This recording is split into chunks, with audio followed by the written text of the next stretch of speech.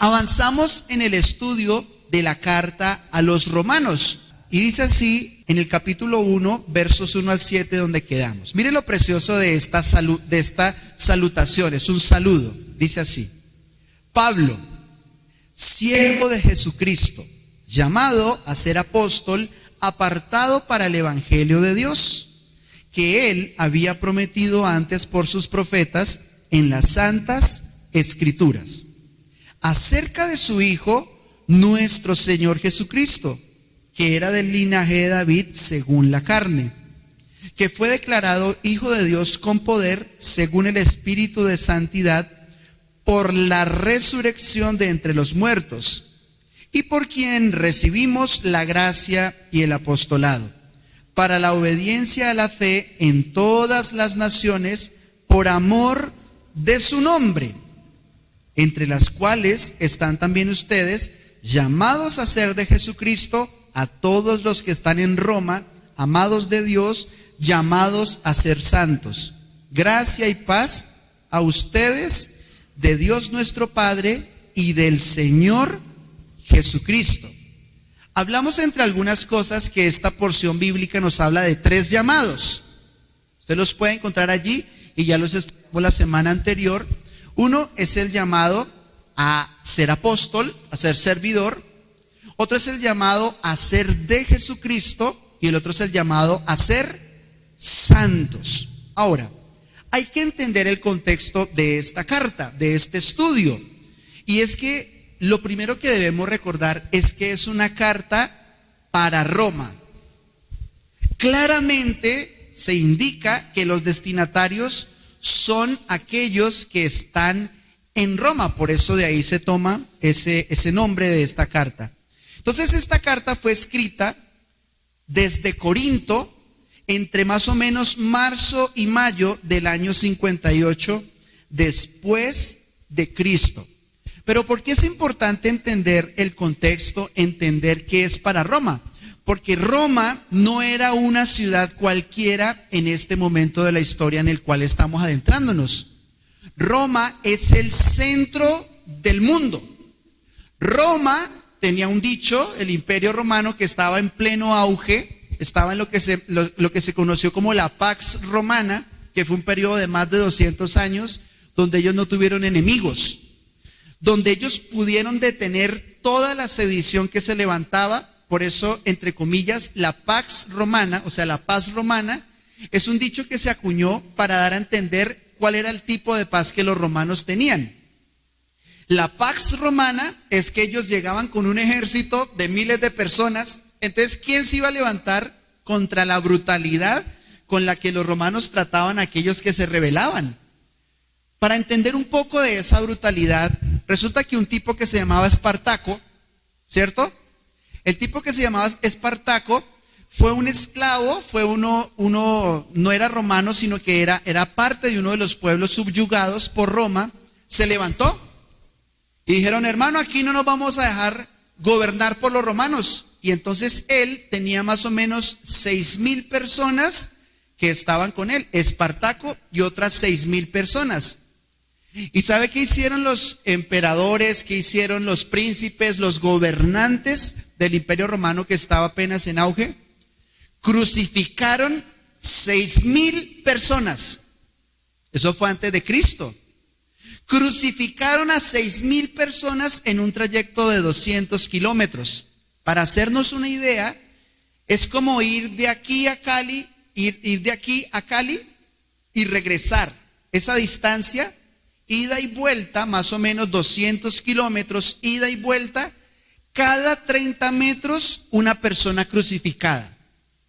Entonces, ustedes se pueden imaginar el nivel de brutalidad con el que los romanos trataban de oprimir a cualquier persona que intentaba levantarse.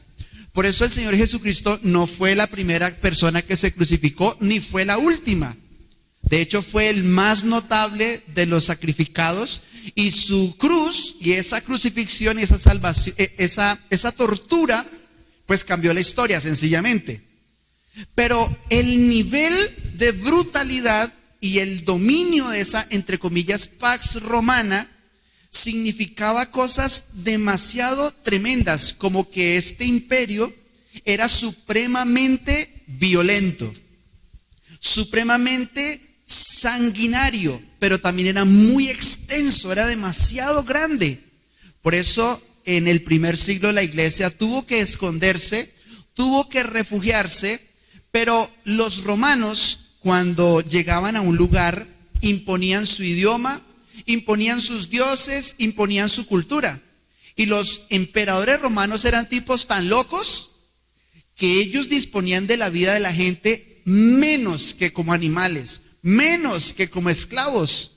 De hecho, los emperadores en cada una de las sucesiones, los más exitosos, se hacían pasar por dioses. Entonces ellos adoraban a César como los egipcios adoraban a Faraón, porque ellos daban crédito a sus victorias, no por las lanzas y las espadas, no por su brutalidad y por su terror, sino porque ellos empezaron a creerse el cuento de que eran ellos los todopoderosos. Y en ese contexto es que se mueve el apóstol Pablo, que se mueven los primeros cristianos, pero también la buena noticia es que aún en el peor de los imperios floreció el evangelio. Entonces, no nos preocupemos que si un gobierno de una persona, de otra persona, que esto se va a volver yo no sé qué país, qué locura, qué tragedia, van a empezar a perseguir a la iglesia, van a empezar a cerrar puertas, yo no sé qué. Si el evangelio, sin una Biblia física, si el evangelio ante tamaña persecución, sin derechos humanos, floreció, yo pregunto, ¿qué impide que la gloria de Dios llegue a los rincones del mundo? Absolutamente nada, porque es superior el amor de Dios a la brutalidad de cualquier gobernante. Sin embargo, vamos a ver rápidamente algunos de los más importantes y que aparecen mencionados en la Biblia. Hay personas que ignoran y que piensan que la historia bíblica y la historia secular son dos cosas separadas. Pero entre usted y yo, más nos adentramos en el estudio de la palabra, descubrimos más pronto que la fuente bíblica y la fuente de los historiadores romanos o judíos, está Tácito, está Josefo, hay una cantidad de historiadores que dejaron registrado una cantidad de eventos. Algunos de ellos mencionaron que había un judío que se llamaba Jesús y que decía que era el Hijo de Dios, pero lo mataron, ¿sí? Entonces, vamos a ver solamente 5 de los emperadores romanos que aparecen en el tiempo del Nuevo Testamento. El primero de ellos es Augusto. Ustedes encuentran una referencia a Augusto en Lucas capítulo 2, verso 1. Ahí se menciona, él duró reinando 40 años. Pero también Tiberio, en el año 14, estamos hablando de que Augusto gobernó en el tiempo del nacimiento de nuestro Señor Jesucristo, porque lo hizo desde el 27 antes de Cristo hasta el 14 después de Cristo aproximadamente. Pero también está Tiberio, que aparece mencionado en Lucas capítulo 3, verso 1, y gobernó durante 23 años.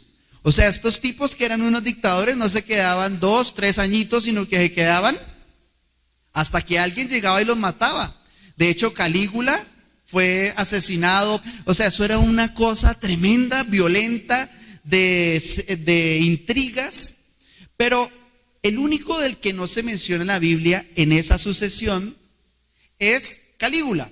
No se hace una referencia explícita a Calígula, pero fue el peor de todos. Calígula solo gobernó 4 años, pero esos años fueron los de mayor persecución. Estos tipos, estos emperadores, lo que hacían era, para alumbrar en las noches las calles de Roma, para alumbrar en las noches, quemaban cristianos sorprendidos en el ejercicio de su fe, o solo por la sospecha de que de pronto eran cristianos, hacían antorchas con ellos. Usted encuentra, por ejemplo, en la película de Pablo, siervo de Cristo, ustedes encuentran que cuando Lucas va a visitar a los que están allí en Roma, hay una parte donde hay antorchas humanas. Se hacen este tipo de torturas tan tremendas, y el peor de ellos fue Calígula. Aunque yo me leí un libro que se llamaba Nerón, y entre Tiberio y Nerón se dan durísimo para ver quién es el peor de todos. Claudio también aparece mencionado en la Biblia, está en Hechos capítulo 18, verso 2. Claudio gobernó 14 años desde el 41 al 54. Y Nerón, que fue conocido porque él quemó la ciudad y le echó la culpa a los cristianos. O sea, el tipo era un loco, el hombre estaba corrido de la teja y el hombre era un enfermizo por la sangre y unas perversiones sexuales tremendo. O sea, desde el mismo gobernante, el mismo emperador, era una persona totalmente perversa en toda la extensión de la palabra. Entonces no estamos hablando de cualquier ciudad, de cualquier contexto. Hay que entender que esto fue escrito a un tiempo muy específico. Pero miren lo interesante, y hay que entender cómo la carta a los romanos, cuál es su propósito y cómo se desenvuelve. Esto ya lo mencionamos, pero solo lo quiero traer a colación porque hay un detalle muy bonito. Ya mencionamos que Pablo no conocía a Roma hasta que fue apresado y llevado, que él fundó la iglesia mucho antes de ir a Roma. Eso lo expusimos hace 20 días, y tenía el propósito, esta carta, de resolver algunos conflictos. ¿Por qué? Porque este emperador Claudio, del cual hablamos hace un momento, dice en Hechos capítulo 18, versos 1 y 2, dice así: después de estas cosas, Pablo salió de Atenas y fue a Corinto, y halló a un judío llamado Aquila, natural del Ponto, recién venido de Italia, con Priscila su mujer, por cuanto ¿qué? Dice, por cuanto Claudio había mandado que todos los judíos saliesen de Roma.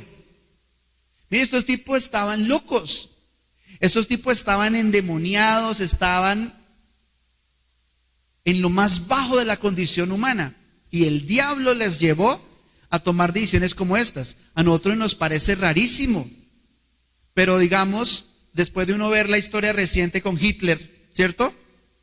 Que Hitler, 6 millones de judíos en apenas 4 años, o sea, la industria de la muerte. Pero ¿sabe qué hacían este tipo de gobernantes? En particular Claudio dijo, me hace el favor y en Roma no quiero ver ni un judío. Entonces, si usted no lo sabía, entérese de que ese emperador lo sacó de Roma. Prohibido judíos en esta ciudad. Entonces, algunos de ellos se fueron a otras ciudades y resulta que una parejita de ellos cayó en Corinto, Priscila y Aquila. Y Pablo llegó allá donde ellos y allá empezó a formarse la iglesia en la ciudad de Roma. Porque Pablo no fue a Roma, pero Priscila y Aquila después de un tiempo sí volvieron. Entonces miren lo interesante.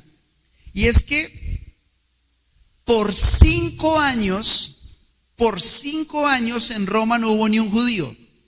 Pero adivinen qué sí hubo después de un tiempo. Cristianos.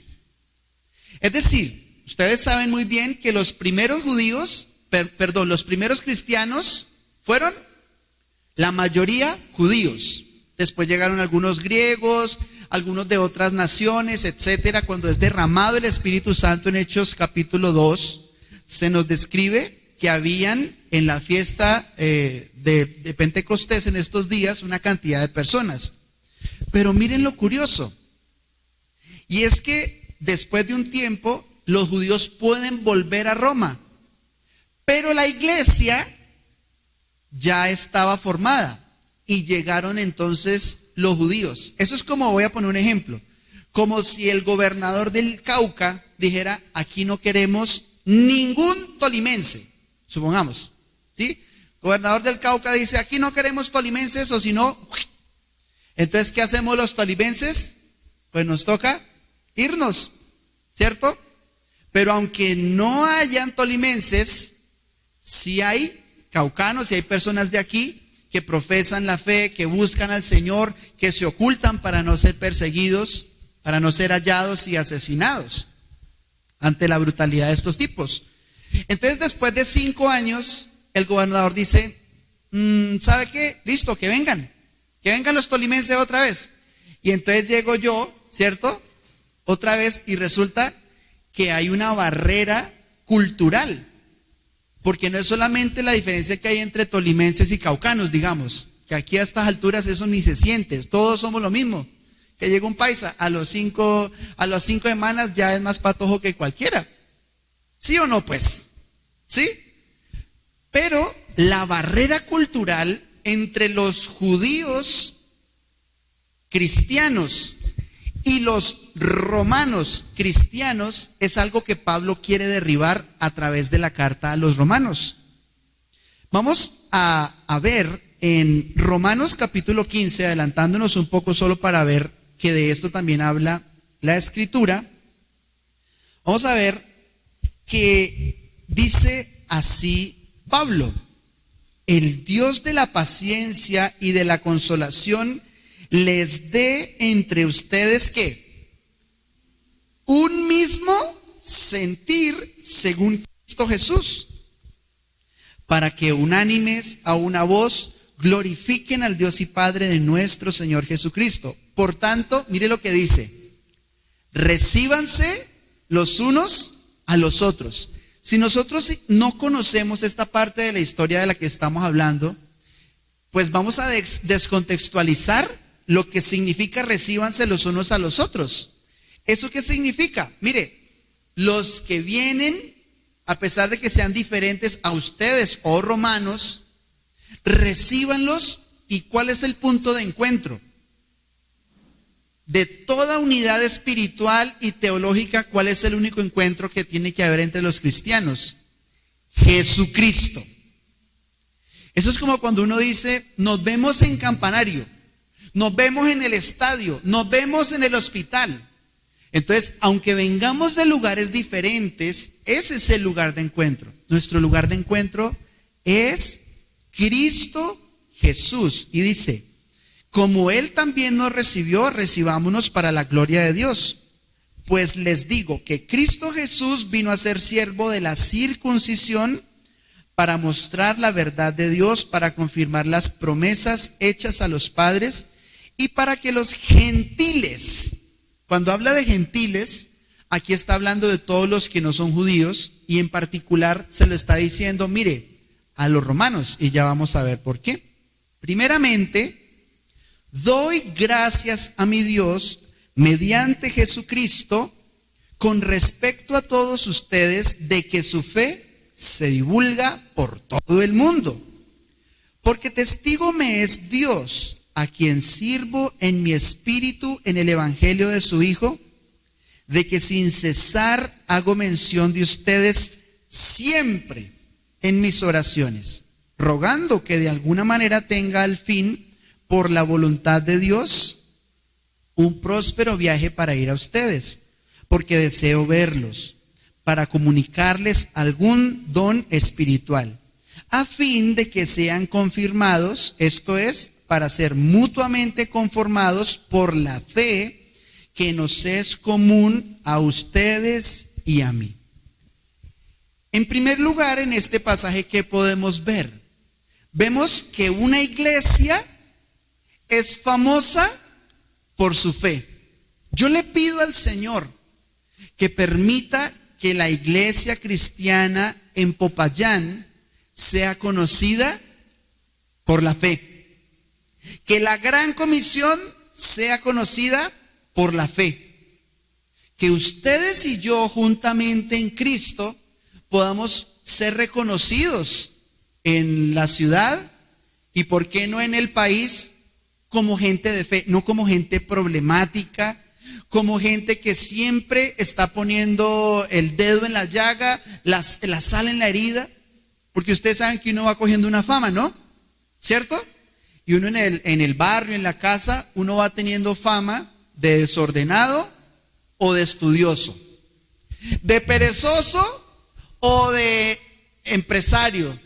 ¿De escaso, de que siempre, ustedes si yo les digo a ustedes, por ejemplo, ¿quién de ustedes se acuerdan que siempre está pidiendo plata prestada? ¿Cierto? ¿A quién? No voy a decir en voz alta, ¿no? Pero usted, ¿quién se le ocurre cuando se trata de pedir plata prestada? ¿Ya se le ocurrió algún nombre? ¿Cierto? Ahora, una persona que tenga fama de chismosa, ¿ya? ¿Se le ocurrió a alguien? ¿Sí? Bueno, qué rico fuera que ustedes y yo fuéramos recordados, conocidos, famosos. No por el pecado, no por los conflictos, no por lo amargados, sino por nuestra fe. Que la gente diga, oiga, la Gran Comisión Popayán, uy, esa gente como tiene, la Gran Comisión Popayán, oiga, esa gente es de una fe tremenda. Esa gente le cree a Dios por cosas grandes. Bueno, la fe de los que estaban en Roma era conocida. La iglesia era famosa por su fe. La palabra que se tradujo aquí como que la fe se divulga, o sea, que esa fe que ellos tienen y que ellos han expresado se esparce, se divulga, es la palabra katangelo. En el griego es la palabra katangelo. Esa palabra katangelo significa proclamar, promulgar, enseñar, anunciar o divulgar. Katangelo tiene dos raíces. Uno es el prefijo katá. Katá es un artículo que frecuentemente denota distribución o intensidad. Y ángelos, que significa mensajero, ángel, o por contexto algunos son pastor. En Apocalipsis, ¿se acuerda el mensaje de las iglesias? Cuando dice, dile al ángel que está en la iglesia de la Odisea, dile al ángel, se refiere a que el mensaje iba dirigido principalmente al pastor, la persona que estaba allí a cargo en cuanto a la administración y el gobierno de la iglesia, el encargado de dar la palabra. Ahora, dice que la fe que había en los romanos, katangelo,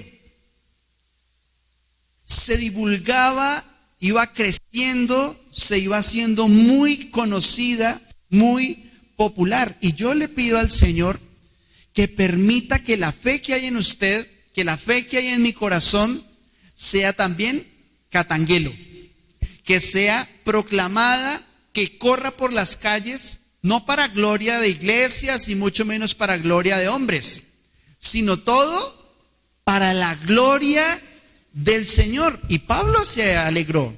Pablo dio gracias al Señor porque eso estaba sucediendo. Desde el verso 9 al 12. Dice, porque testigo me es Dios, a quien sirvo en mi espíritu, en el evangelio de su Hijo, de que sin cesar hago mención de ustedes siempre en mis oraciones, rogando que de alguna manera tenga al fin, por la voluntad de Dios, un próspero viaje para ir a ustedes, porque deseo verlos, para comunicarles algún don espiritual, a fin de que sean confirmados, esto es, para ser mutuamente confortados por la fe que nos es común a ustedes y a mí.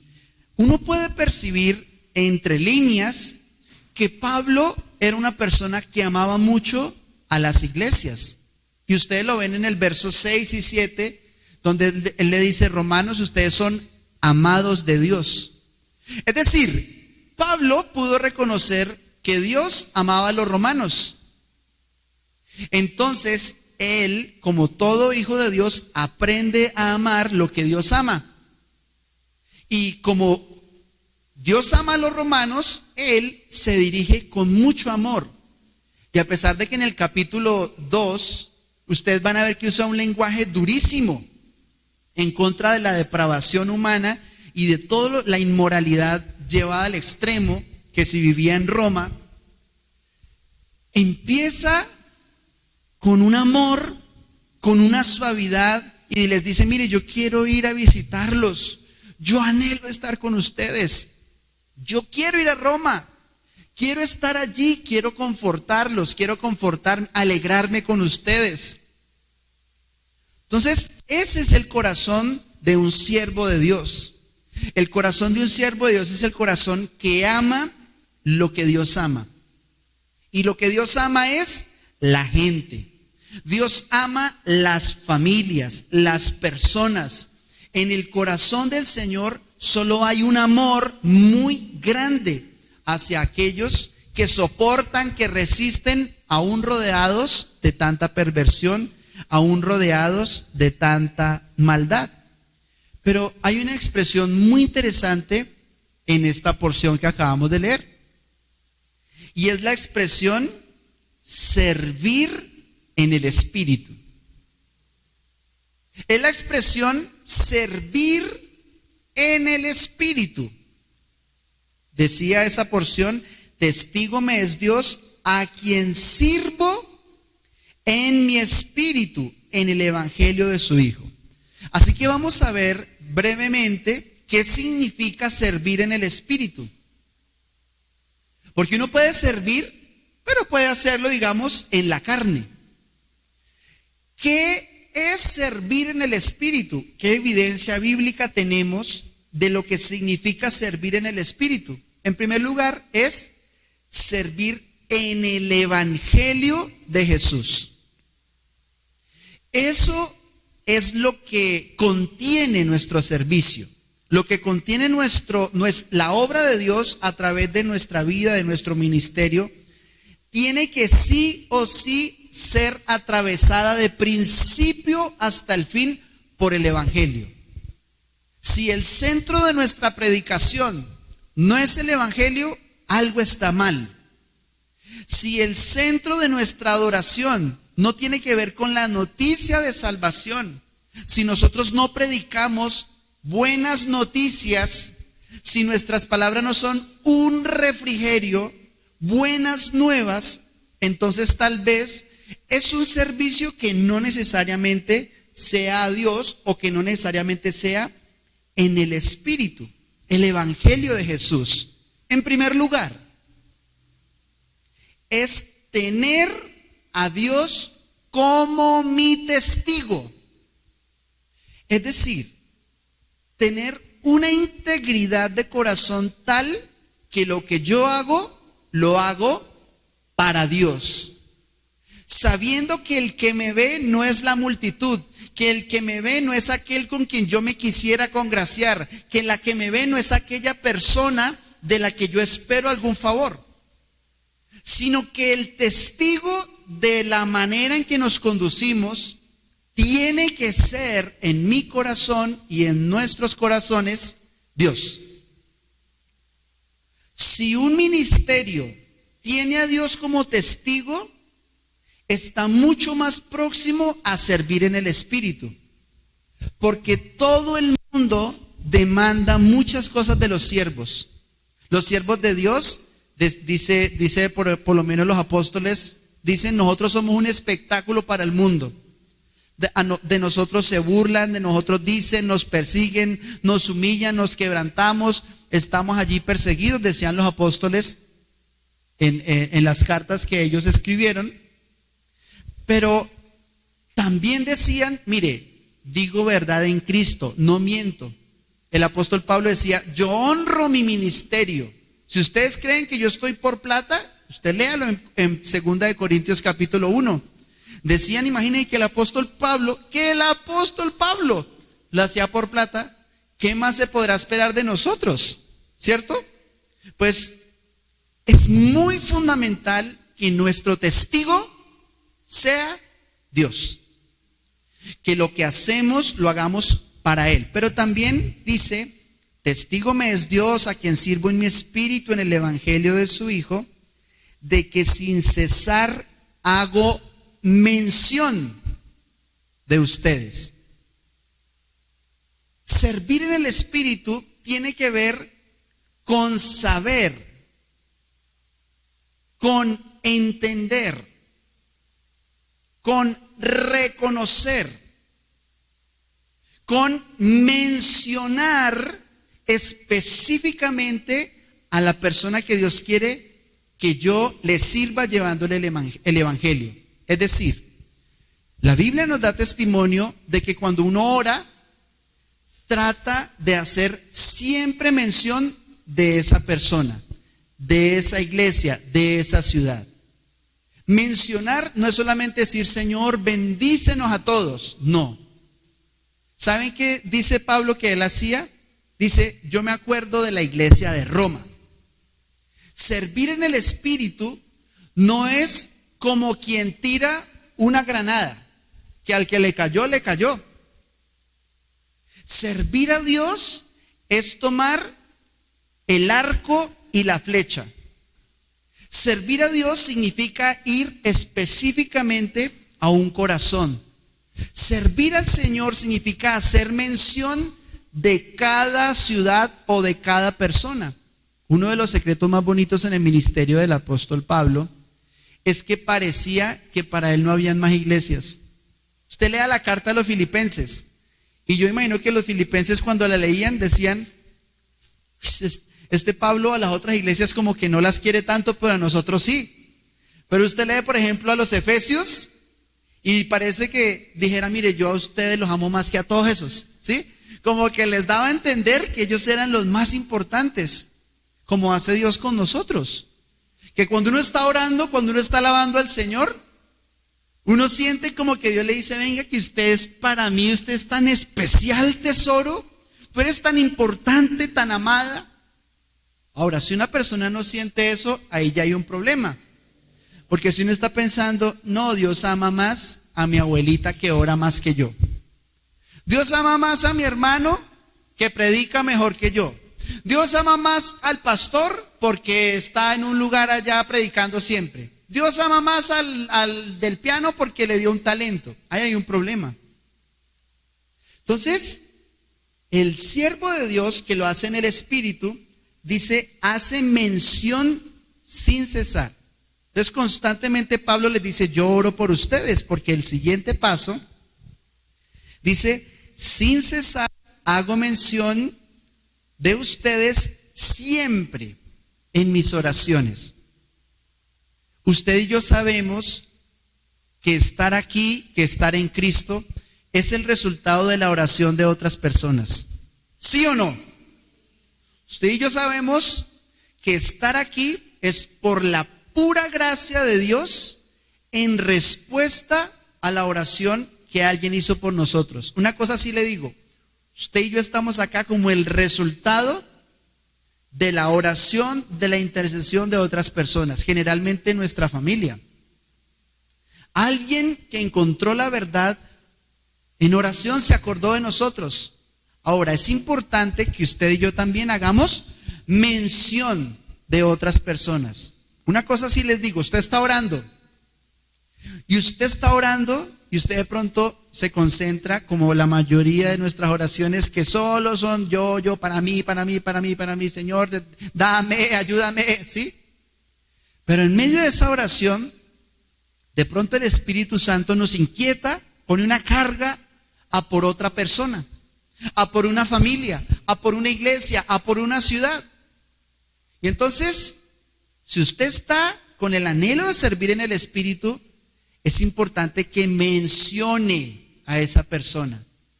No es solo, sí, Señor, yo sé que Él necesita. No, dice Pablo, yo siempre los menciono y oro sin cesar, siempre en mis oraciones por ustedes. Pero parte del servicio a Dios en el Espíritu también tiene que ver con un ruego. Y dice el apóstol, rogando que de alguna manera tenga al fin, por la voluntad de Dios, un próspero viaje. Entonces, ¿qué estaba haciendo el apóstol Pablo aquí al decirles esto? Él decía, miren, yo los menciono, yo oro, pero también ruego, clamo, le pido al Señor que me permita ir hasta donde ustedes. Entonces, es importante que nosotros roguemos también por otras familias, por otras personas y sobre todo si es una inquietud que el Espíritu Santo pone en nosotros por otras personas. Pero dice también el apóstol Pablo, dice, rogando que de alguna manera tenga al fin, por la voluntad de Dios, un próspero viaje. Servir en el Espíritu significa que todo lo que hacemos no lo hacemos porque somos buenos o solo porque creemos que hay que hacerlo, sino porque esa es la voluntad de Dios. Por ejemplo, el Señor les dijo, vayan y prediquen el Evangelio, ¿sí o no? Id y predicad el Evangelio a toda criatura. Y resulta que ellos iban a irse para Asia y el Espíritu Santo les dijo, no, allá ustedes no se vayan para allá. Esperen, no vayan para allá. Entonces dice que el Espíritu Santo se los impidió. ¿Por qué? Porque a pesar de que el mandato es ir y llevar el Evangelio a toda criatura, predicar a tiempo y fuera de tiempo, es muy importante reconocer cuál es la voluntad de Dios específica para una persona o para una ciudad. Entonces, si el Señor le abre puertas después de una oración, después de hacer una mención, entienda que esa es una respuesta del Señor. Pero si el Señor le hace entender que no es su voluntad que usted vaya todavía, uno tiene que ser muy sensible y reconocer, no es el tiempo de ir a visitar a tal persona, de ir a tal casa.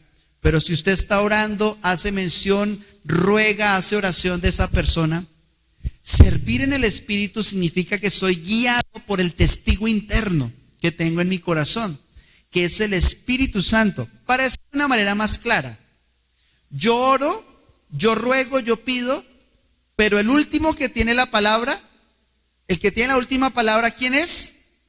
Dios con su voluntad.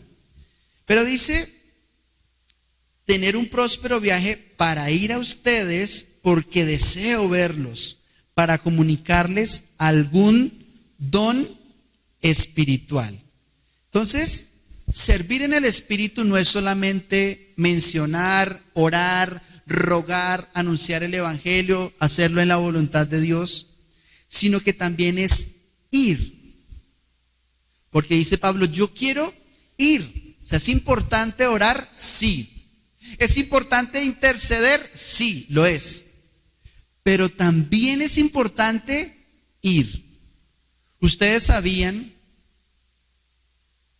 que el apóstol Pablo se propuso en su corazón, se lo propuso ir a Jerusalén. ¿Sí sabían eso?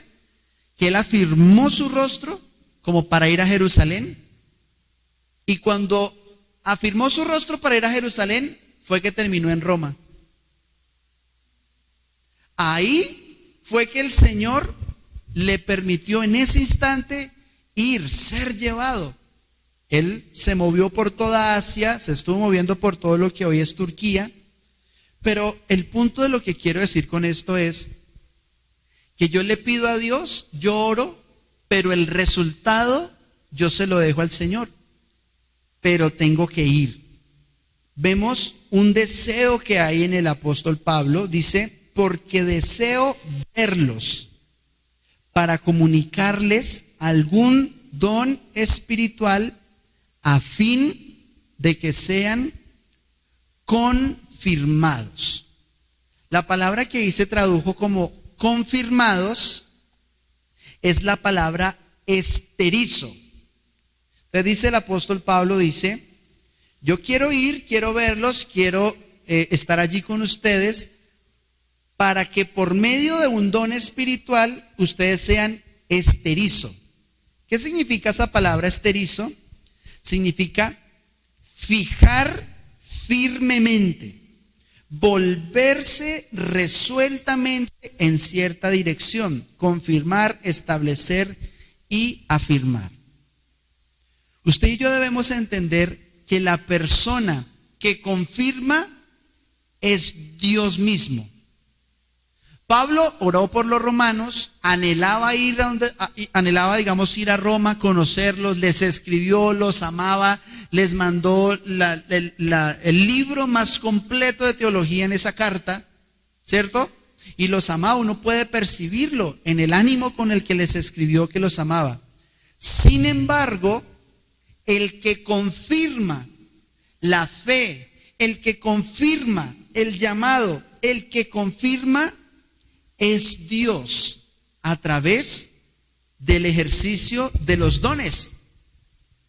Entonces, una persona puede querer, puede anhelar, puede tener, digamos, como dice la Biblia, el querer, pero es Dios el que pone el hacer. ¿Ustedes se han visto que hay mucha gente que quiere buscar a Dios? ¿Sí lo han visto? Que hay mucha gente que quiere ponerse en paz con el Señor, que quiere servir a Dios, lo anhela realmente. Pero quien confirma el llamado a ser de Cristo, el llamado a ser santo, el llamado a servirle al Señor, el único que confirma es Dios mismo. Y aquí nos da evidencia la Escritura de que es a través del ejercicio de los dones. Entonces yo oro, yo les llevo el evangelio, yo estoy dispuesto, yo les anuncio. Pero yo llevo el evangelio desde las páginas de la Biblia hasta sus oídos. Pero el que lo lleva de sus oídos a su corazón es el Espíritu Santo. Mi trabajo es anunciar, predicar, dar palabras, es nuestro llamado, nuestra misión. Pero la única persona que se puede llevar la gloria es el que lleva esas palabras desde el oído hasta el corazón. Y es Dios. Yo recuerdo muy bien cuando Dios me confirmó mi llamado. Recuerdo muy bien cuando no fue un pastor, no fue una predicación, no fue un video, no fue un familiar. Ni siquiera fue casi que mi propia voluntad. No, yo quiero servirle a Dios. ¿Sabe qué? Voy a dejarlo todo para servirle al Señor. Y que pase lo que tenga que pasar. No. Sino que es Dios quien confirma. Volvamos a ver esa expresión esterizo. Es fijar firmemente. Entonces, uno quiere servir a Dios, pero el que pone el remache, el que pone el sello, el que pone la firma, el que fija firmemente es Dios. Dice también volverse resueltamente en cierta dirección. La única persona que puede poner en nosotros el espíritu suficiente para no volver atrás es Dios. Porque en ustedes y en mí, humanamente, solo está el volver atrás. Pero por el ejercicio de los dones, pero por el amor y por la gracia y por el llamado de Dios, nosotros somos confirmados.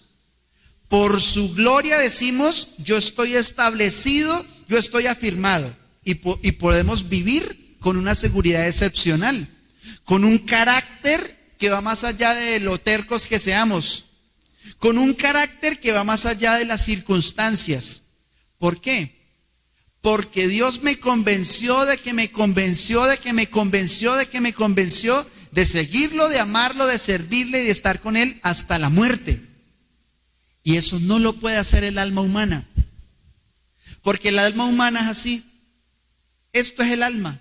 Hoy estoy arriba, mañana estoy abajo. Arriba, Farmatón, pasado mañana, ¿cómo es? Sin Farmatón, eso, con Farmatón, ese es el alma. Así, fluctuante. Hoy amanecí bien, ya después ya no estoy bien. Pero el espíritu, cuando gobierna, es superior a nuestra alma fluctuante y nos dice, aquí estoy y aquí estoy afirmado. Diga conmigo, por favor, es Dios quien me confirma por medio de los dones para seguirlo.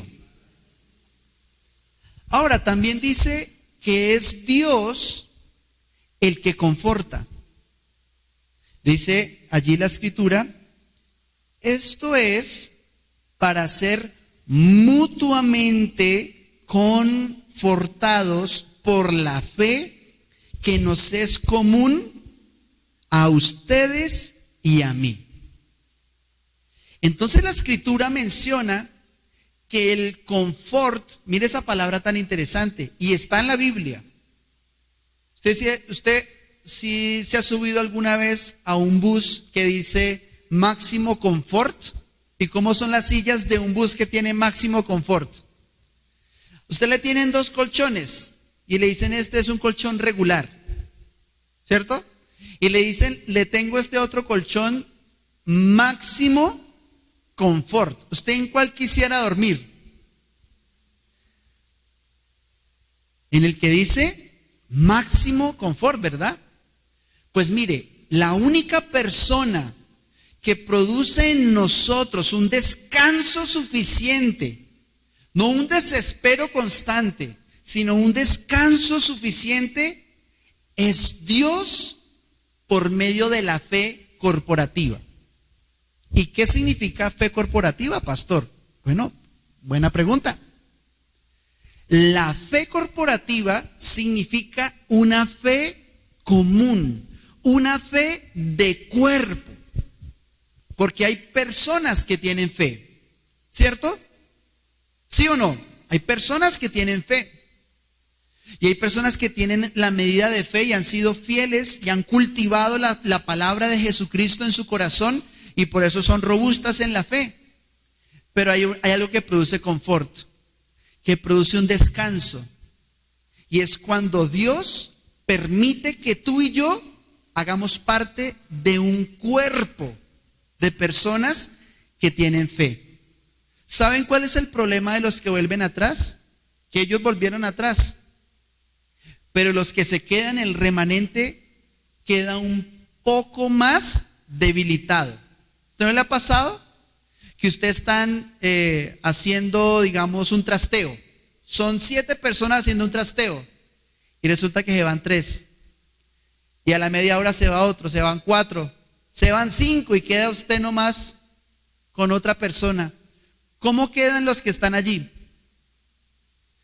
Pues cansados. Pero si están esos 2 y llega otra persona, ¿qué pasa? Uy, gracias, llegó usted a tiempo. Y llegan otros 2, otros 3 y otros 5. ¿Qué pasa con los que están haciendo el trasteo? Entran en un confort. Mire lo que dice la palabra. Esto es para ser mutuamente, es decir, yo como Pablo me conforto al ver que en Roma hay gente que está creyéndole a Jesucristo. Y ustedes al verme a mí se van a confortar al saber que hay hombres, que hay mujeres de Dios que están sirviendo y creyendo a Jesucristo. Ese es el poder de la unidad, ese es el poder de la fe corporativa. No solamente una persona que cree, sino un cuerpo que está creyendo. Y eso es algo mutuo, porque es Dios quien conforta. La palabra que se tradujo como mutuamente conformados es una palabra larguísima. Así es el griego. ¿Qué le vamos a hacer? Es la palabra sumparakaleo. Sumparakaleo.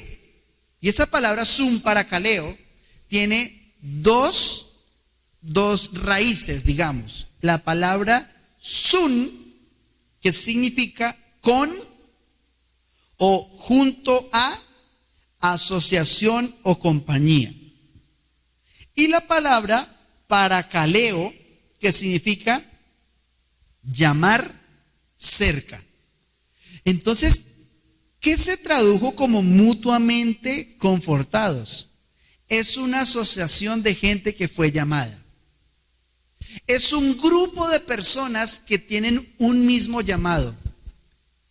¿Ustedes saben por qué se siente tan bonito cuando uno llega a la iglesia y ve que ya hay 50 personas todas orando? Porque el diseño de Dios para nosotros es el sumparakaleo. ¿Cómo se siente uno cuando llega a la iglesia y hay 2, 3 personas? tan poquitos que fueron hoy. Uno cree y uno lo hace para el Señor. Pero yo recuerdo mi primer cumpleaños. Mi primer cumpleaños en Cristo. Me invitaron a un evento cristiano y dijeron, vamos a un evento de una iglesia grande de aquí en Bogotá. Y yo, bueno, vamos. Preciso, 30 de junio. Ya saben, ¿no? Hay que ir ahorrando para esa fecha. Anote ahí, por favor, 30 de junio. Junio, no con L, con N es. Entonces, fuimos allá y cuando yo vi por primera vez miles de personas y yo volteaba a mirar un grupo como de 700 jóvenes, era el coro, y había en ese lugar unas 10,000, 15,000 personas, banda, sonido, luces y todo el mundo en un Zoom paracaleo glorioso. Y en mi corazón y en mi mente algo se reventó. Yo dije, esto es muy grande. Porque la iglesia donde yo empecé a participar en la Gran Comisión en Bogotá, hace ya vamos para 17, 18 años, el piso era de tierra, no tenía sino apenas un plástico ahí de techo. Y cuando llovía, casi que no me podían hacer reuniones.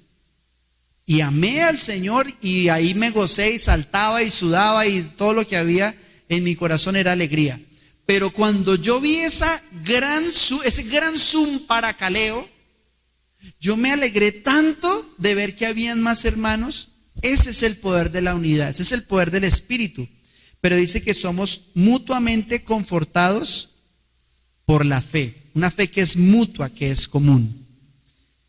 Y vamos a terminar con los versos 13 y 15, que dice así. Dice, pero no quiero, hermanos, que ignoren que muchas veces me he propuesto ir a ustedes, pero hasta ahora he sido estorbado, para tener también entre ustedes algún fruto como entre los demás gentiles, a griegos y a no griegos, a sabios y a no sabios, soy deudor. Así que en cuanto a mí, pronto estoy a anunciarles el evangelio, también a ustedes que están en Roma. Entonces aquí él les deja una vez más muy claro el gran amor, el gran afecto que siente por los romanos. Pero dice el versículo de los que están en una gran necesidad, dice, a griegos y a no griegos, a sabios y a no sabios soy deudor. ¿Sí? ¿Se ha visto que a uno le dan esos dulcecitos que tienen un versículo bíblico? Hay personas tan endeudadas y tan mal financieramente que le sale ese en el dulcecito, en la gomita, le sale a sabios y a no sabios soy deudor. Pero lo que está diciendo aquí con esa expresión es que él siente una deuda de anunciar el evangelio. Yo quiero ir, yo escuché que la iglesia en Roma está creciendo y hay oposición de Claudio, pero yo quiero ir, me siento deudor como para ir. Y dice en el capítulo 15 algo muy similar en el verso 22 y 24. Dice, me he visto impedido muchas veces de ir a ustedes, pero ahora no teniendo más campo en estas regiones y deseando desde hace muchos años ir a ustedes, cuando vaya a España iré a ustedes porque espero verlos al pasar y ser encaminado allá por ustedes una vez que haya gozado con ustedes. Entonces, esa expresión nos demuestra el gran afecto, el gran amor que había en Pablo por los que estaban en Corintio, pero revela que lo que principalmente en él había era un anhelo no solo de ir y visitarlos. Ve tan bonita que está Roma. Uy, miren ese edificio. Uy, miren esas columnas. No. ¿Saben por qué quería ir él? ¿A qué quería ir Pablo a Roma? Lo único que movía su centro, la razón de vivir, era anunciar una sola cosa: el mensaje de Jesucristo, el mensaje del Hijo de Dios crucificado. Y vamos a verlo en tres traducciones, en otras tres traducciones diferentes a la Reina Valera, que ya lo vimos, ese versículo 15. Dice en la Dios habla hoy, allí a su mano izquierda, en la pantalla dice, por eso estoy, ¿cómo? Ansioso. ¿Cómo sabe una persona que está ansiosa? Como nerviosa, como inquietud, es como la palabra más, como que lo necesito. Una persona ansiosa. Dice, ¿de qué estaba ansioso Pablo? De anunciarles el evangelio también a ustedes que viven en Roma. Dice en la Nueva Versión Internacional, de allí mi gran anhelo de predicarles el evangelio también a ustedes que están en Roma. Y en Palabra de Dios para Todos dice, de ahí mi gran deseo de ir a anunciarles las buenas noticias también a ustedes que están en Roma. Servir en el Espíritu, amar a la gente, vivir para Dios, tiene que ver con una verdad muy sencilla, y es el evangelio. Anunciar el evangelio. No puedo hacer otra cosa sino anunciar el evangelio de Dios.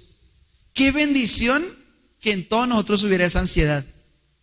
No, es que yo no veo. ¿Qué hubo? ¿Qué más? ¿Cómo está? No, bien, oiga, hace rato no lo veo. ¿Y usted qué hace? Y uno con esas ganas de dispararle. Uno con esas ganas de decirle, de hablarle de Dios, venga, disculpe, joven, ¿qué hora es? Es hora de buscar a Jesús. O sea, cuando uno está tan cargado, tan ansioso, ¿sí? Oiga, qué bonita esa blusa. Sí, tengo una más bonita que es roja, como la sangre de Jesús. Y uno, pero ya, bájele a la ansiedad. Bueno, ese era Pablo. Venga, ¿qué canción ponemos? Ponemos de Karol G, ¿sí? Ponemos de Becky G, ¿sí? O ponemos, no, más bien pongamos una de Jesus Christ, mi Señor, y vamos a poner, o sea, que uno tenga una ansiedad, un anhelo, un deseo, siempre de predicar, de anunciar todo lo que es el evangelio, la gloria de Jesucristo, la cruz, la sangre de Jesús. Ese tiene que ser nuestra ansiedad, nuestro gozo, nuestro anhelo. Y la carta a los romanos es equiparnos para eso. Es equiparnos para ir con toda paciencia, con toda doctrina, pero con un gran anhelo, con un gran deseo y, ¿por qué no?, con ansiedad, por predicar a Jesucristo crucificado.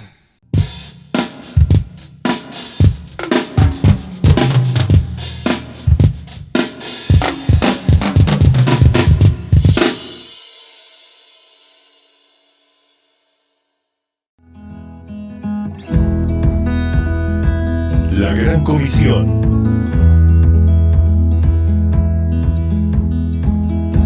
Llevando las palabras de Jesús